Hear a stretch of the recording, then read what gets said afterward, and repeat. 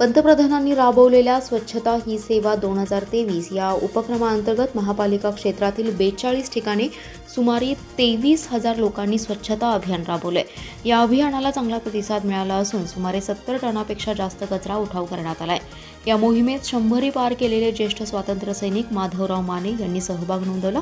महापालिकेच्या वतीने 1 तास स्वच्छतेसाठी श्रमदान हा उपक्रम राबवण्यात आलाय।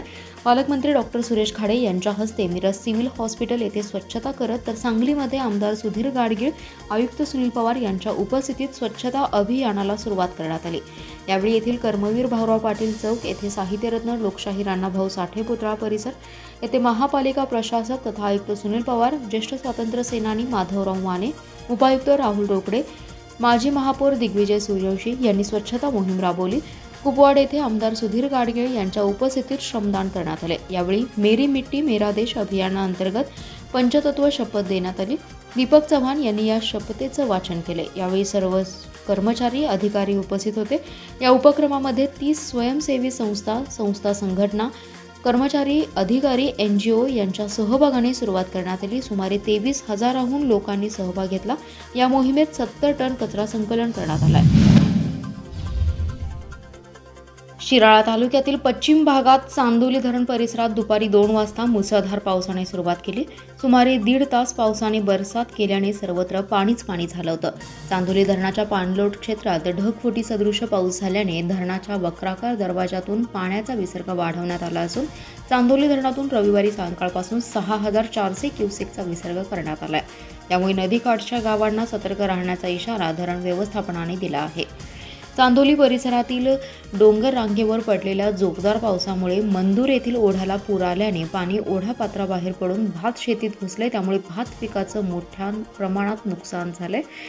गेल्या 2 दिवसांपासून जिल्ह्यात पावसाची रिपरिप सुरू असून गेल्या 24 तासात जिल्ह्यात सरासरी 9.7 मिलीमीटर पाऊस झालाय। मात्र पश्चिम भागातील चांदोली धरण गेल्या आठवड्यातच काठोकाठ भरले असून धरणात क्षमते इतके म्हणजेच 34.40 TMC पाणी साठा झालाय।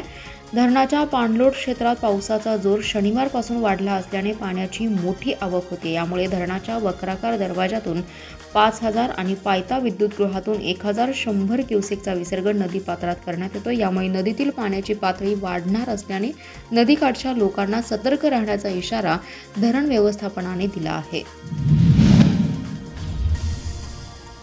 दुष्काळी तासगाव आणि कवठेमंकाळ तालुक्यातील 19 गावातील शेतकऱ्यांना टेंभू योजनेचं हक्काचे असे पाणी मिळावे यासाठी आमदार सुमन पाटील आणि मुलगा रोहित हे सांगलीतील जिल्हाधिकारी कार्यालयासमोर भागातील सर्व शेतकऱ्यांना सोबत घेऊन आमरण उपोषणाला बसणार आहेत। या इशाऱ्यानंतर सुट्टी दिवशीही शासकीय यंत्रणा कामाला लागले।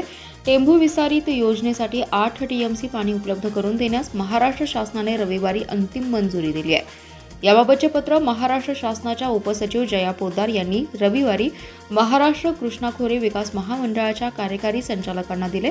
8 TMC पाणीसाठी अंतिम मंजुरी मिळावी आणि उपलब्धता झाल्यानंतर या 19 गावांना हक्काचं पाणी मिळण्यासाठी तृतीय सुप्रमाम मिळणे अत्यंत गरजेचं आहे। यासाठी आमदार सुमन पाटील आणि सुपुत्र रोहित यांनी जिल्हाधिकारी कार्यालयासमोर आमरण उपोषण करण्याचा निर्णय घेतलाय।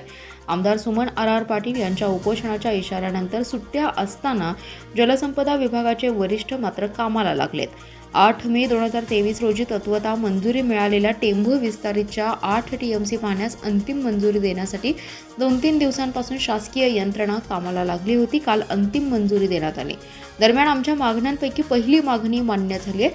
टेंभू विस्तारितच्या अहवालास तृतीय सुधारित मान्यता जोपर्यंत मिळत नाही तोपर्यंत लढा सुरू राहणार आहे। गांधी जयंतीपासून शेतकऱ्यांसह आमरण उपोषणाचं आंदोलन करण्याच्या निर्णयावर ठाम असल्याचे आमदार सुमन पाटील आणि रोहित पाटील यांनी सांगितले। तासगाव तालुक्यात 7 गावांचा टेंभू योजनेत समावेश करावा या मागणीसाठी राष्ट्रवादीचे आमदार सुमनताई पाटील आणि रोहित पाटील हे तालुक्यातील शेतकऱ्यांसह सांगली जिल्हाधिकारी कार्यालय परिसरात उद्या गांधी जयंतीपासून उपोषणास बसणार आहेत। या उपोषणाबाबत खासदार संजय पाटील यांनी टीका केली होती। या टीकेला रोहित पाटील यांनी सडेतोड उत्तर दिले। यावर रोहित पाटील म्हणाले, आम्ही जनतेच्या हक्कांसाठी उपोषणाला बसणार आहोत। निवडणुकीचे वेध लागले की आम्ही नवे खासदार स्टंटबाजी करतात असा टोला त्यांनी लगावलाय। ते म्हणाले, खरं तर आज घडीला माझे वय वर्ष 24 आहे। अचानक निवडणूक लागली तर कदाचित मी निवडणुकीला उभा राहू शकत नाही अशी परिस्थिती आहे. त्यामुळे माझ्या भविष्याची चिंता करून आम्ही राजकारण करत असल्याचा खासदारांचा आरोप हा निरर्थक आहे. निवडणुकीच्या दृष्टिकोनातून काम करण्याचा विचार मी माझ्या डोळ्यासमोर कधीच ठेवला नाही.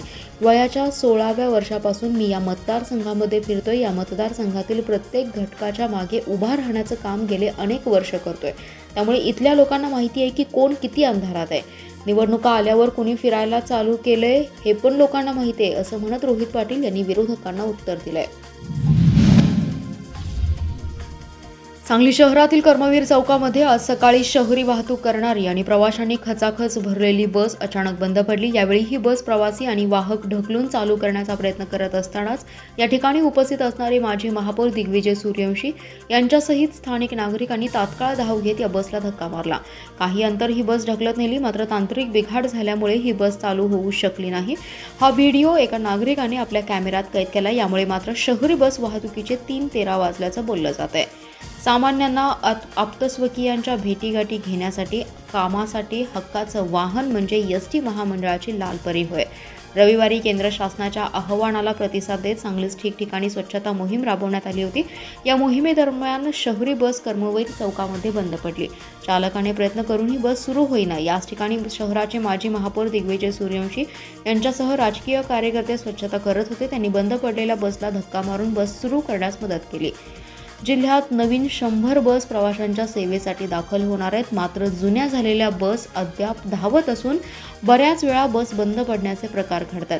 शहरी बस या जुन्या झाल्या असून मेंटेनन्स अभावी त्या वारंवार बंद पडत असल्याचं चित्र आहे.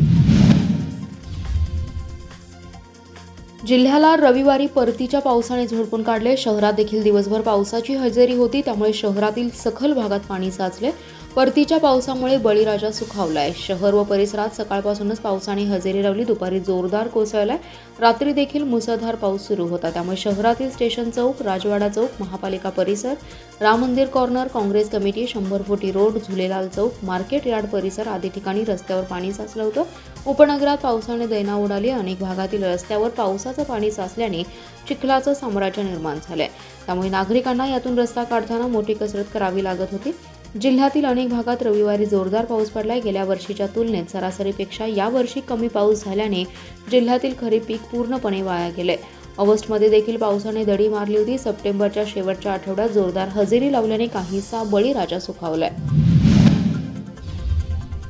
कुपवाड शहरातील मुस्लिम समाजाच्या वतीने मोहम्मद पैगंबर यांच्या जयंतीनिमित्त शहरातील प्रमुख मार्गावरून जुलूस काढण्यात आला. यामध्ये बालचिमुकल्यांपासून थोरा मोठ्यांनी उत्स्फूर्तपणे सहभाग घेऊन सामाजिक एकतेचा संदेश दिलाय. अनंत चतुर्दशी आणि पैगंबर जयंती एकाच दिवशी आल्याने सामाजिक बांधिलकीचं पद 2 दिवसांनी शनिवारी प्रेषित मोहम्मद पैगंबर यांची जयंती उत्साहात साजरी करण्यात आली. मिरवणूक मार्गावर ट्रॅक्टर ट्रॉलीमध्ये मदिनाची आकर्षक प्रतिकृती बनवण्यात आली होती. ती लक्षवेधी ठरली आहे. पैगंबर जयंतीनिमित्त शहरात उत्साहाचं वातावरण होते. शहरात विविध कार्यक्रमांचं आयोजन करण्यात आले होते. यामध्ये प्रेषित मोहम्मद पैगंबर यांच्या जीवनावरील ग्रंथांचं वाचन, मिलाद शरीफ, कुराण पठण, महाप्रसाद आदी कार्यक्रमांचं आयोजन करण्यात आले. जुलूस दरम्यान ठिकठिकाणी चौकाचौकात मिठाई, सरबत वाटप करण्यात आले. यावेळी कुपवाड शहर पोलीस ठाण्याचे सहाय्यक पोलीस निरीक्षक अविनाश पाटील, विष्णू माने, मुस्ताक रंगरेज, जमीर रंगरेज यांनी मुस्लिम बांधवांना शुभेच्छा दिल्या. यावेळी दर्गा सरपंच बशीर मुजावर, अमीर हमजा मुजावर, सलीम मुजावर, अख्तर हुसेन मुजावर, नवाज मुजावर, सरफराज मुजावर, इस्माईल मुजावर, हाजी बशीर मुजावर, बंदेनवाज मुजावर, नावेद मुलानी, झाकीर मुजावर, फिरोज मुजावर, दाऊद मुजावर, जुबेर पीरजादे, गौस मुजावर, शकील मुजावर, हारून मुजावर, रशीद मुजावर, कासिम मुजावर, झाकीर मुजावर यांच्यासह मुस्लिम बांधव मोठ्या संख्येने उपस्थित होते. पंतप्रधान नरेंद्र मोदी यांच्या संकल्पनेतून साकार होत असलेला स्वच्छता पंधरवडा, स्वच्छता ही सेवा या अभियानाअंतर्गत राष्ट्रपिता महात्मा गांधी यांच्या जयंतीनिमित्त 1 तारीख 1 तास या उपक्रमाअंतर्गत मिरज शासकीय रुग्णालय परिसरात कार्यकर्त्यांच्या समवेत कामगार मंत्री तथा सांगली जिल्हा पालकमंत्री सुरेश खाडे यांनी स्वच्छता केली आहे. पालकमंत्री सुरेश खाडे म्हणाले, स्वच्छतेची गरज, त्याचे फायदे आणि महत्त्व जाणून घेणं काळाची गरज आहे. स्वच्छता ही सवय आहे. आपल्याला स्वच्छतेची शिस्त अंगीकारायची आहे, त्याला संस्काराचं रूप द्यायचं आहे. पंतप्रधान मोदी यांनी अतिशय विचारपूर्वक या संकल्पनेची निर्मिती केली आहे. हे अभियान 100% यशस्वी करणं प्रत्येक भारतीयाचं कर्तव्य असले पाहिजे. स्वच्छता म्हणजे समृद्धी हे ब्रीद उराशी बाळगून पुढे जाऊया असे प्रतिपादन पालकमंत्री सुरेश खाडे यांनी केले. राष्ट्रवादी सामाजिक न्याय विभाग सांगली शहर जिल्हा कार्यकारिणी रविवारी जाहीर करण्यात आली. नूतन पदाधिकाऱ्यांचा शहर जिल्हाध्यक्ष संजयजी बजाज यांच्या हस्ते नियुक्तीपत्र देऊन सत्कार करण्यात आला. तसेच जागतिक ज्येष्ठ नागरिक दिनानिमित्त सुभाष तोडकर आणि विश्वास लोंढे या पक्षातील ज्येष्ठ पदाधिकारी यांचा सत्कार करण्यात आला. यावेळी राष्ट्रवादी सामाजिक न्याय विभाग सांगली शहर जिल्हाध्यक्ष उत्तम कांबळे यांनी स्वागत केलं आणि कार्याध्यक्ष वीरेंद्र थोरात यांनी आभार मानले. यावेळी मुख्य सचिव डॉक्टर शुभम जाधव, सुभाष तोडकर, निलेश सहा आदी पदाधिकारी उपस्थित होते.